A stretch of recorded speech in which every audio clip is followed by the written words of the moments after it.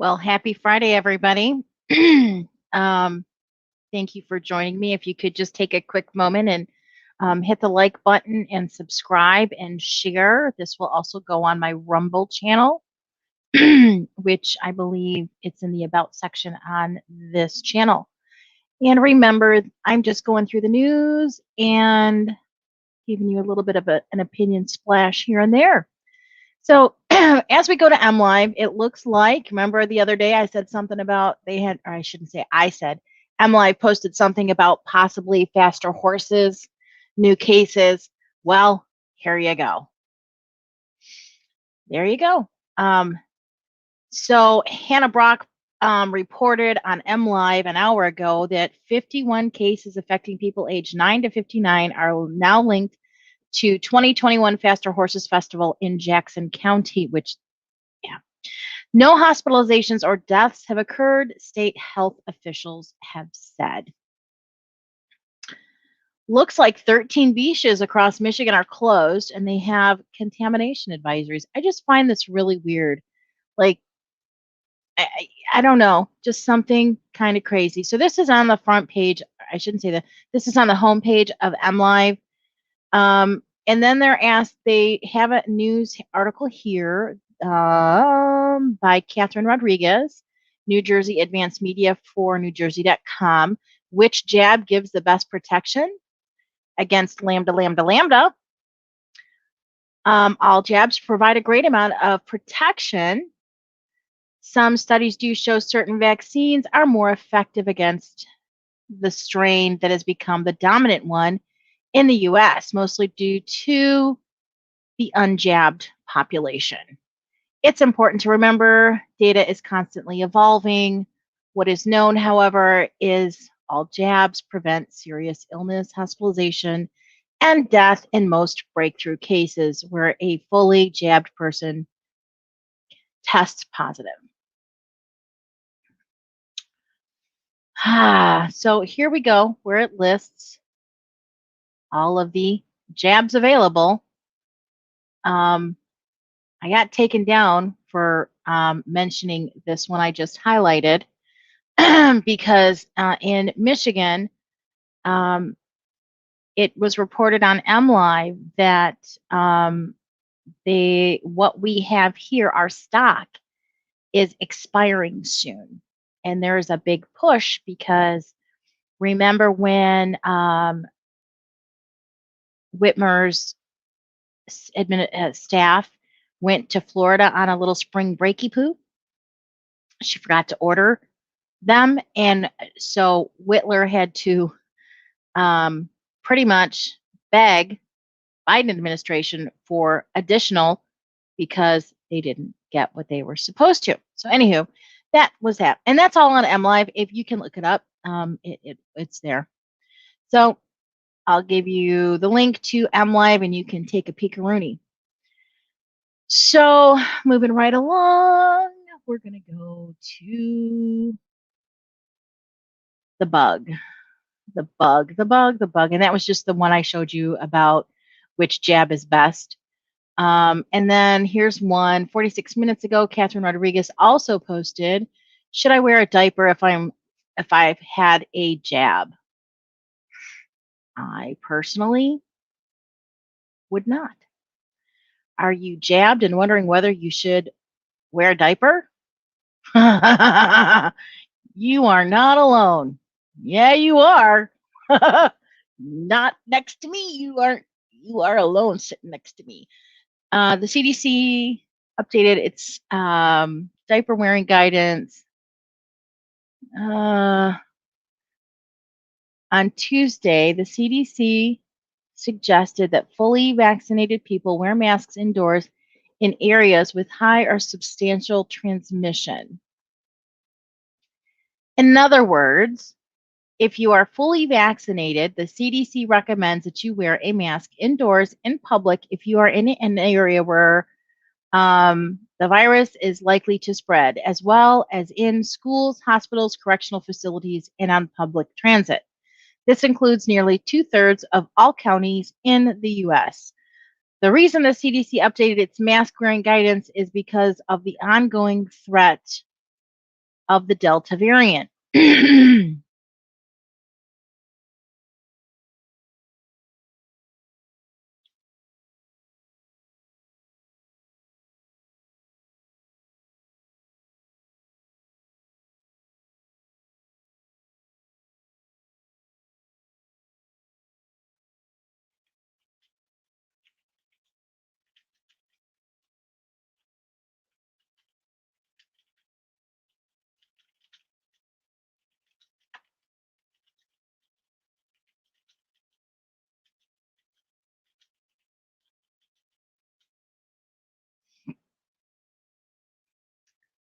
So that's just my opinion right there.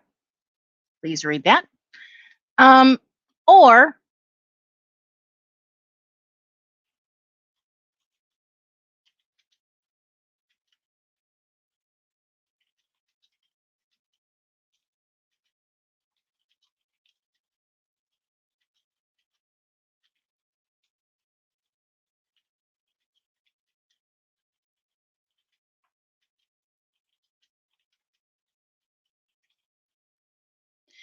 okay, just had to let you know that.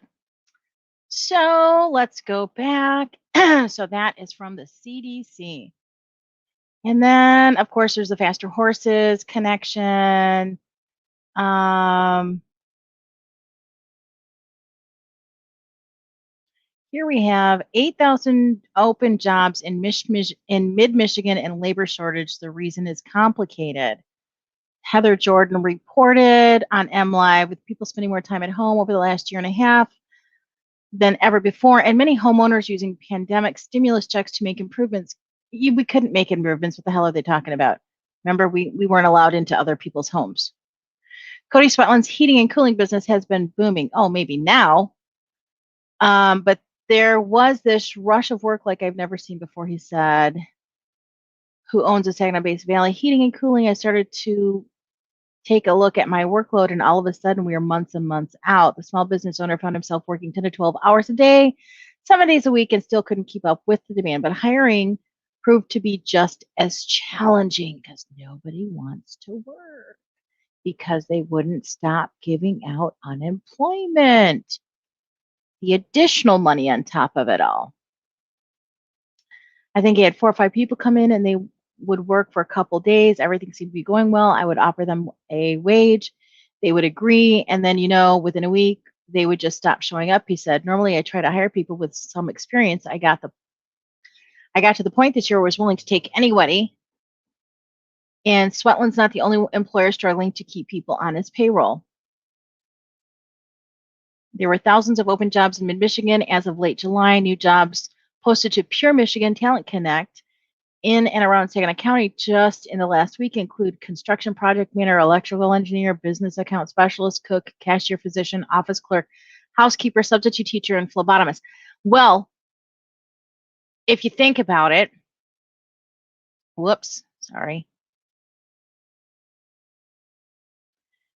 If you think about it,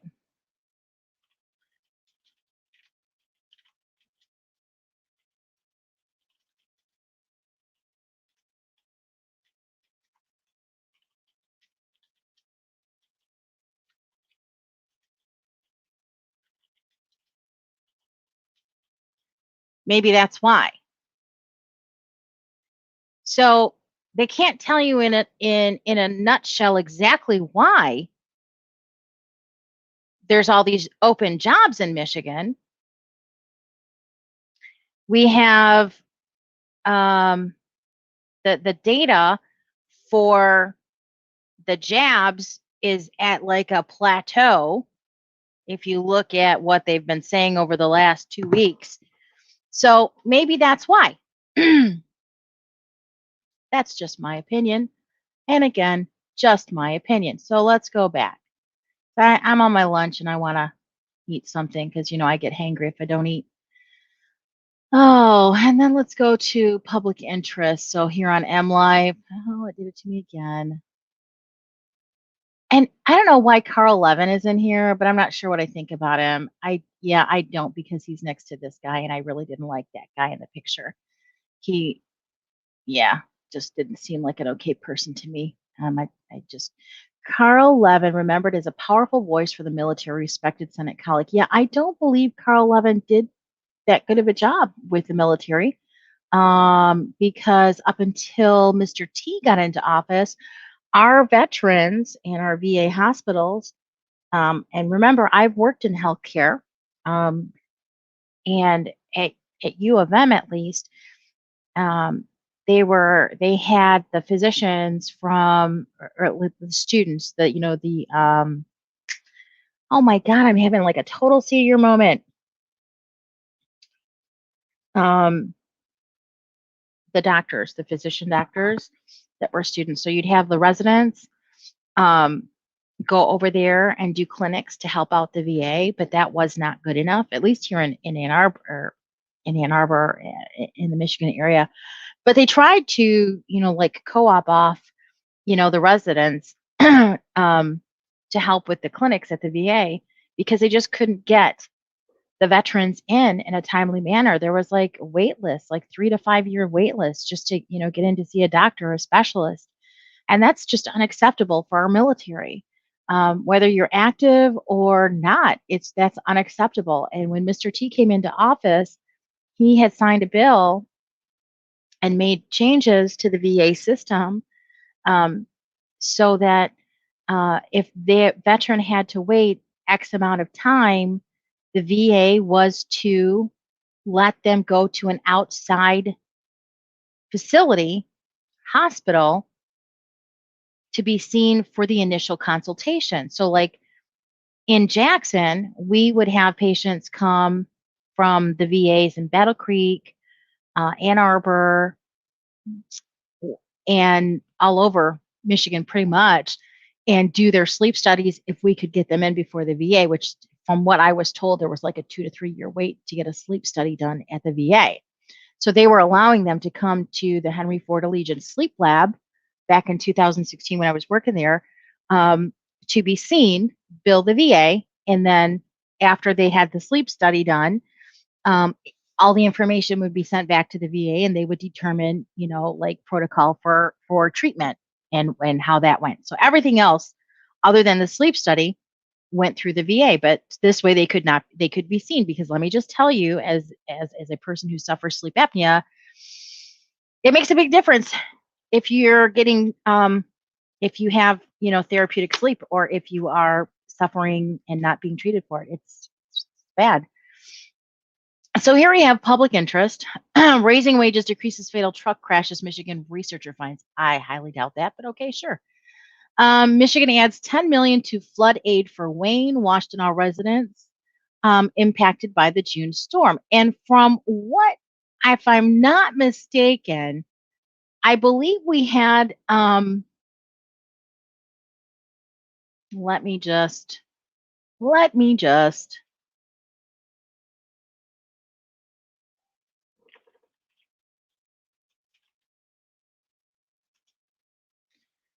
just remind you of man-made floods. This is Charlie DeLaDuff on Facebook, who said crime, corruption, man-made floods. Detroit's on the skids.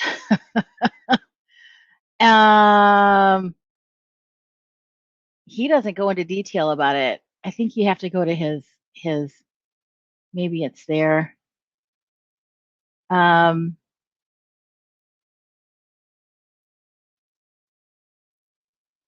Yeah, I'll post this on there and you can take a look at it. But yeah, this is Charlie LaDuff's opinion piece.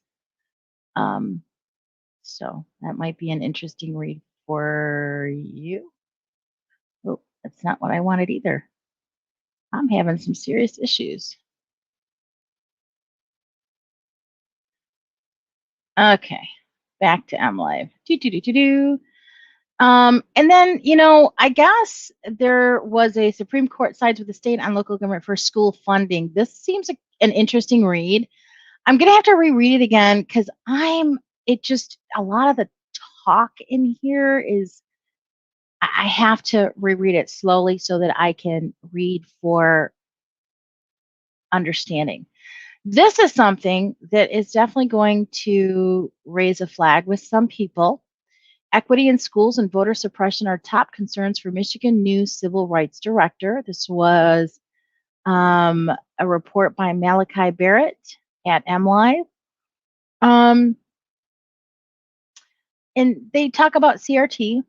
Then they bring up the 1964, when Michigan became the first state in the nation to include civil rights protections in its constitution. And also, this led to the adoption of the Elliott Larson Civil Rights Act in 1976, which prohibits discrimination on the basis of religion, race, color, nation, origins, age, sex, height, weight, familial status, or marital status. The Civil Rights Commission determined in 2018 that the law included protections for gender identity and sexual orientation. And that was something that's a whole nother, I think there's a going before the court because they want more LGBTQ, did I say that right? Protections added, and they're saying that there, at least so far, the state is saying that there is enough and it's covered. So just keep an eye on that. Oddly enough, we'll go to Detroit news. We'll just skim over this. Michigan has, oh, this is interesting. Michigan has, and of course it's a subscriber only, so I can't read it, but Michigan has $500 million in unclaimed eviction prevention aid as ban expires. So that's kind of a kind of like, how did that happen? DNR adjusts swimming ban to carve out exception for surfers. What the heck? Michigan Department of DNR changed an order that would ban swimming at state beaches on high wave days. You know, I am just speechless. Case of deadly yeast infection confirmed in Oakland County. This was Karen Bouffard reported this. Deadly medication-resistant fungal infection has been identified in Oakland County, according to the state medical authorities. The state lab in Lansing confirmed the fungus Candida auris in a culture collected from ear drainage from a 76-year-old man, May 27th. The case was not made public at the time. Why? Why wasn't it made public back then? Oh, we need to see if we can. I won't say. The case was flagged by the documenting COVID-19 project at the Columbia University's Brown Institution. Again, let me just say this.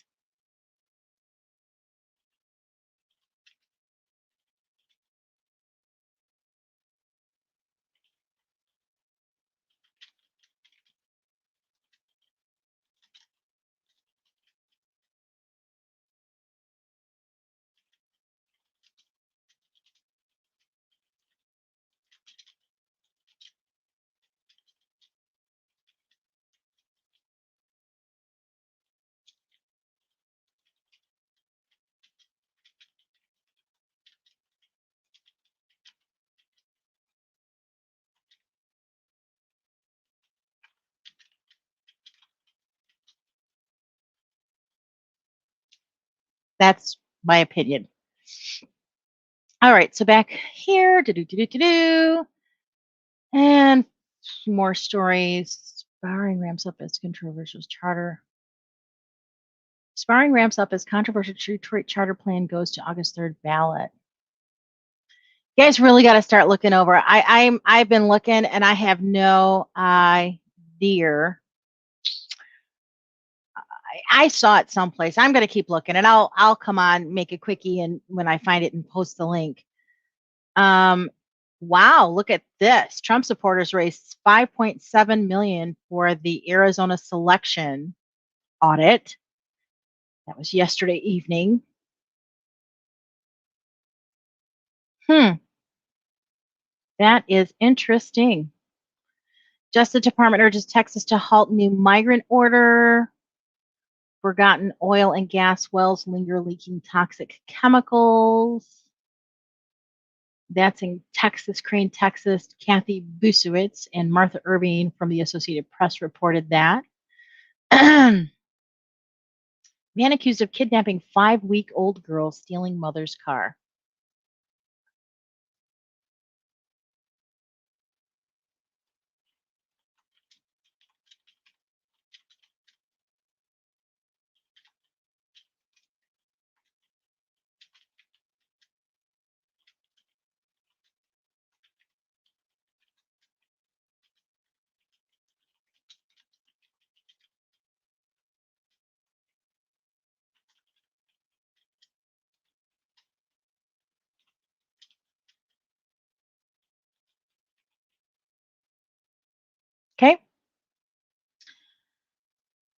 There's that yeast infection again.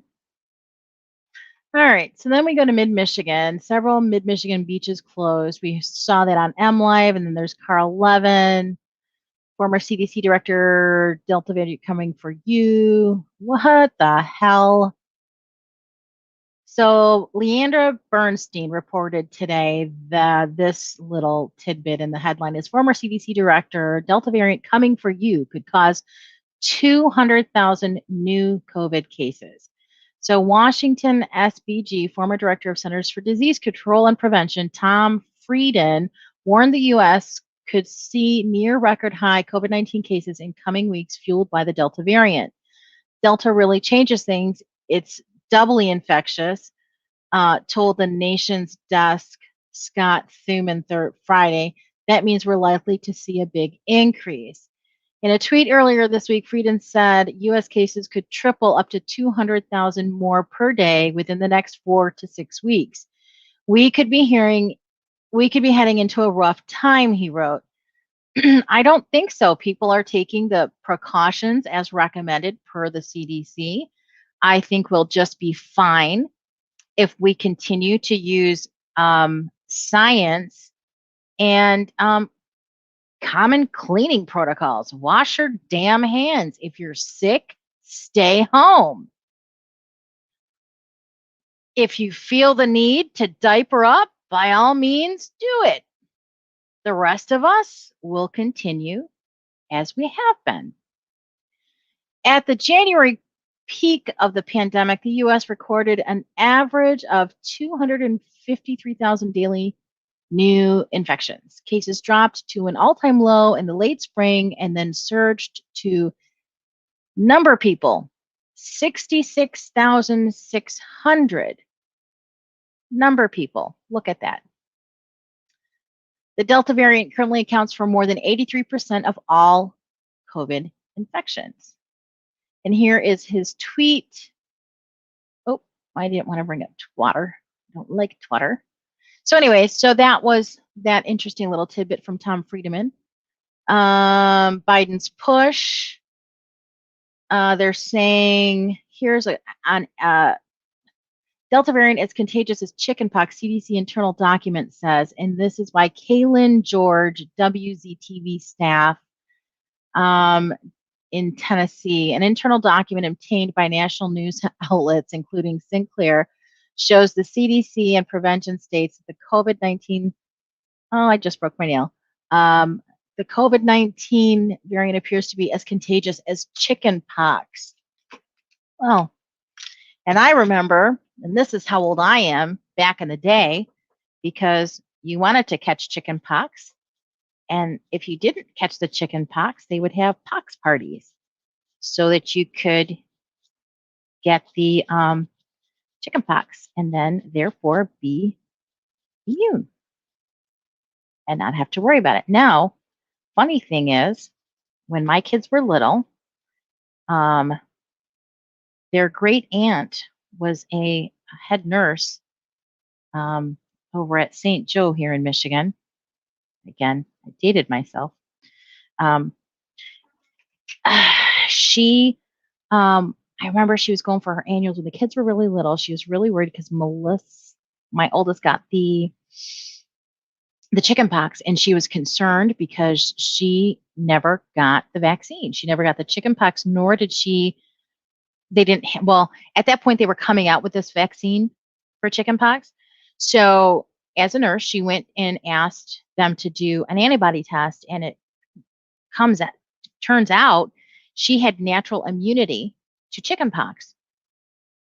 She'd never had them, but had been obviously exposed enough as a child that as an adult, and she was, at that time, she was in her 60s, she was still working, she hadn't retired, when the kids were born, so she had titers drawn, and she had a natural immunity to them.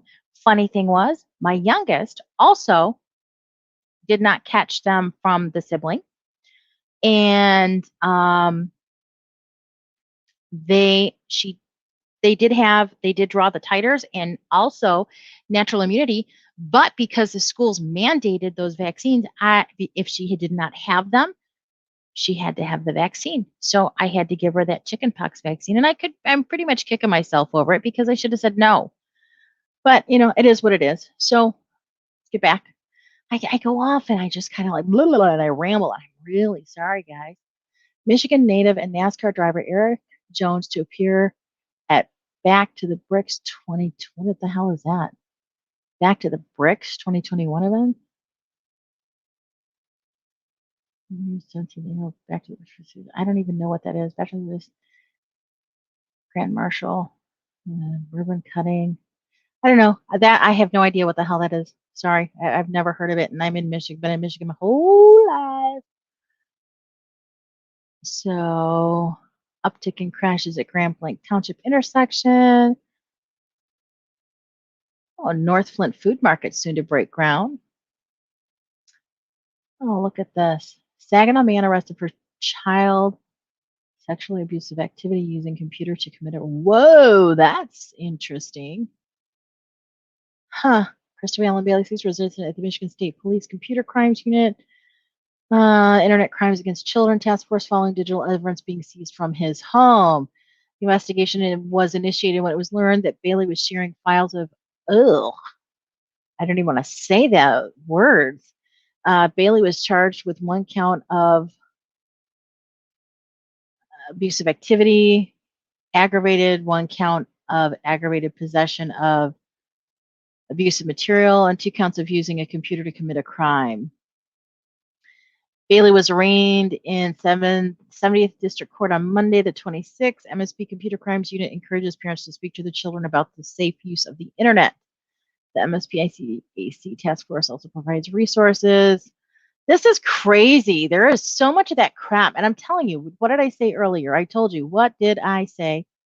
What did I say? What did I say to you? Uh-huh. You thought I was kidding. Okay, so getting back to Michigan restricts the use of restraints on teens in court. What the hell is that about? Okay, and the Michigan Supreme Court is restricting the use of handcuffs and other restraints on juveniles when they appear in court. They can't be used unless a judge determines that a restraint would prevent harm, or there's a belief that the child might dash from the courtroom. Justice Megan Kavanaugh noted that 31 other states have procedures governing the use of restraints in court. The Supreme Court has 2 former trial judges, Justice Davis Viviano and Barbara Zahara. They disagree with the new rule and say it interferes with the judge's ability to manage a courtroom. Wow. Control. What's there, Janet Jackson? Control. Okay, so there's that. But I wanted to give you some really happy news for Michigan.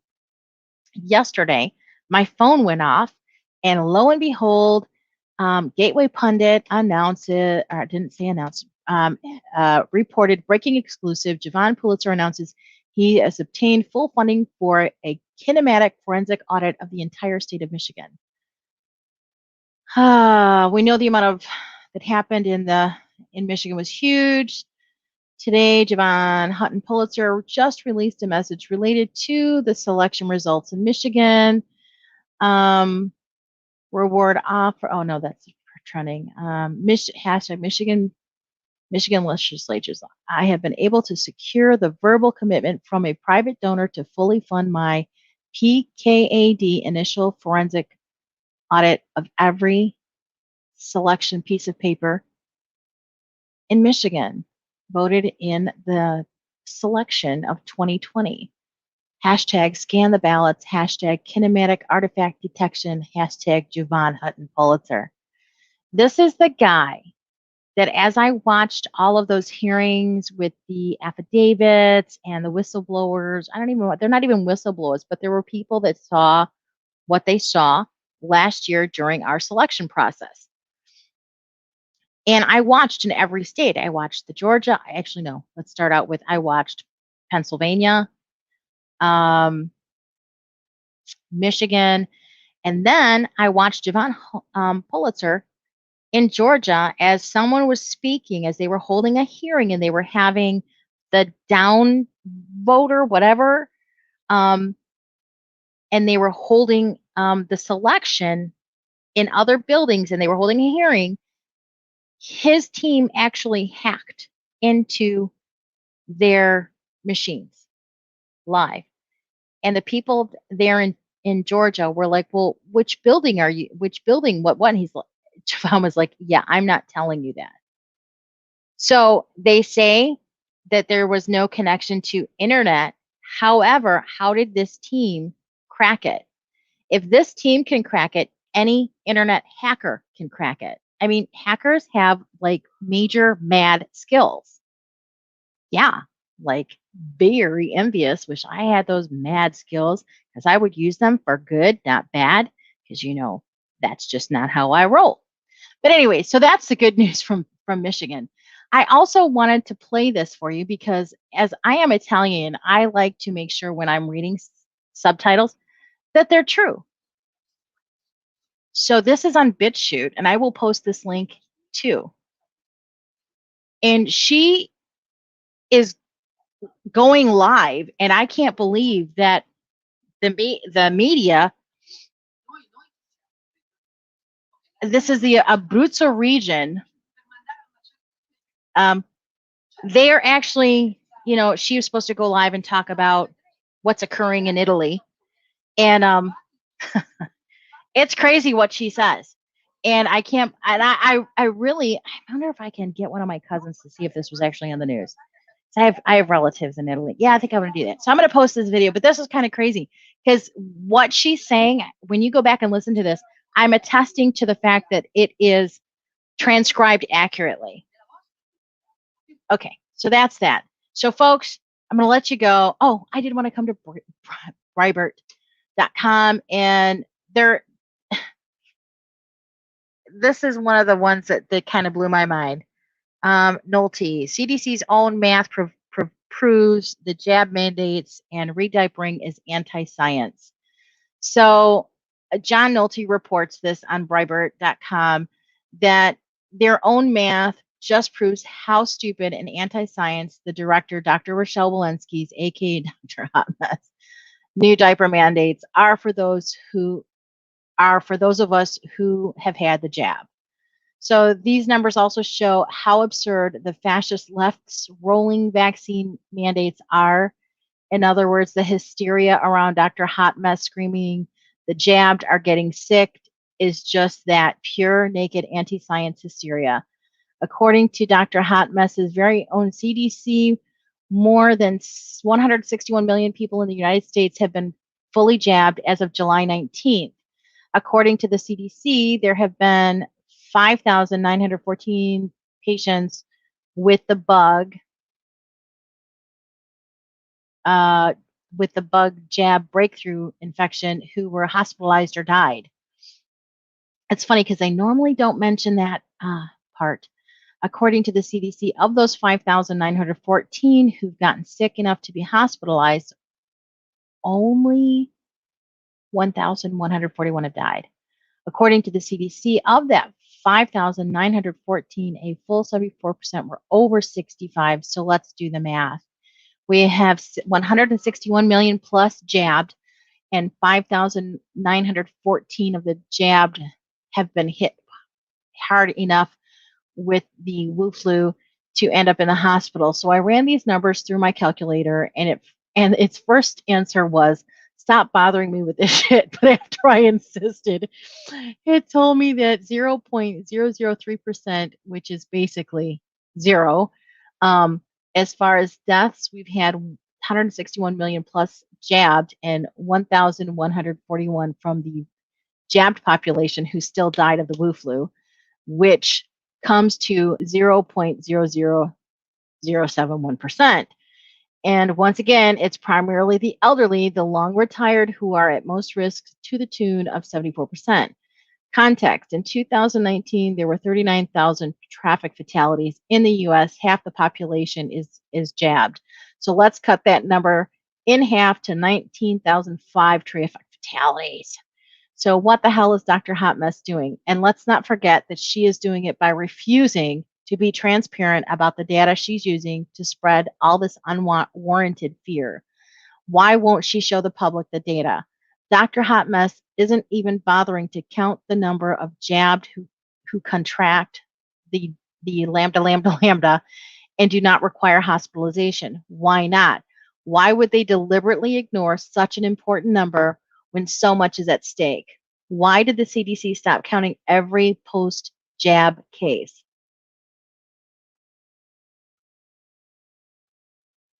Oh my goodness. There's Nancy. The CDC, fake media, the Democrats are panicking over breakthrough numbers well below an acceptable risk, with numbers as low as 0.0037 and 0.00071. These tyrants are shoving people back into those filthy diapers and seriously discussing a return to lockdowns.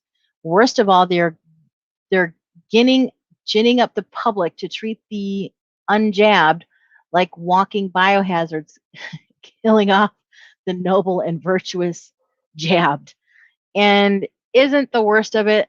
And that isn't the worst of it. Think about it. Our own government is exploiting numbers like 0.0037 and 0.00071% to persecute, demonize, and scapegoat those who've chosen not to get a jab, even though they're no real threat to those of us who are jabbed. Most importantly, let's not forget the radical component at work here. If Democrats and the CDC bring back Jim Crow over our jab status, it will disproportionately hit Black and Hispanic Americans who have the highest unjabbed rates, 66 and 61% respectively. Granted, the number of breakthrough cases could spike and could worsen, but those cases could also decrease. Regardless, I will scream it again: Florida, South Dakota, Texas. How much more proof do we need that lockdowns and diaper mandates are unnecessary? Listen, if you're not willing to take a 0.0037% risk, I'm not going to laugh at you. It's your life. Live it however you want. Put on 10 masks, bathe in bleach, Godspeed. But when the government uses percentages like 0.0037 and 0.00071 to push us around, that's naked tyranny. When the media manufacture fear over percentages like 0.0037 and 0.00071, that's naked propaganda supporting tyranny.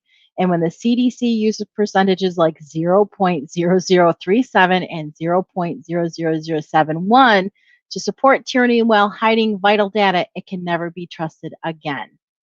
Everything I've done throughout this pandemic has been to protect my wife. And now that we're both jabbed, I feel much safer among the unjabbed than I do driving down the freeway. And yesterday I drove through Chicago during rush hour. But that's because I can do the math. I can think for myself. I ask questions and look at the data. I no longer trust a single American institution to do anything other than target my liberties. History will remember Dr. Rochelle Walensky and Dr. Anthony Fauci as the 21st century's Joe McCarthy's. I don't know what that part means, but anyways. So links will be in the description. Have a great weekend. I probably won't be back because I have a family event to go to this weekend, and I have to find some dressier clothing to wear that's comfortable because I refuse to put on pantyhose. All right, folks, have a great day. God bless. Remember, hit the like button, share, and subscribe. Not that I had a lot of supporters or subscriptions at my other channel, but hey, every little bit helps. And remember, I don't do this for money. I don't get monetization. I do this just because I want to spread awareness. And just remember, guys, to be nice. You don't have to agree with everybody. You really don't. Everybody is entitled to their own opinion and their own beliefs. And remember that you don't know, every house has its cross. You don't know the weight of their cross. So be kind. Can't say anything nice, just don't say it. Believe me, I bite my tongue an awful lot. Knowledge is power. United we stand, divided we fall. So we want to be united. So we want to share that knowledge, get that knowledge out there, folks. If you can, get on Nino TV. David Nino Rodriguez has his own TV channel, Nino's Corner. And let me tell you, the information that he can put out there is amazing. with the interviews from people with, you know, it's uncensored. I mean, you're going to get raw interviews from people who will blow your mind. Okay? Just a suggestion if you can. Hit the other one, primeminister.com. That's his own site, and he, just like David Nina Rodriguez, has some awesome interviews that will blow your mind. So have a great weekend. Be kind. United we stand, divided we fall, and just please pray. Please pray. Pray for the children. Keep our military safe. All right, guys, have a good one.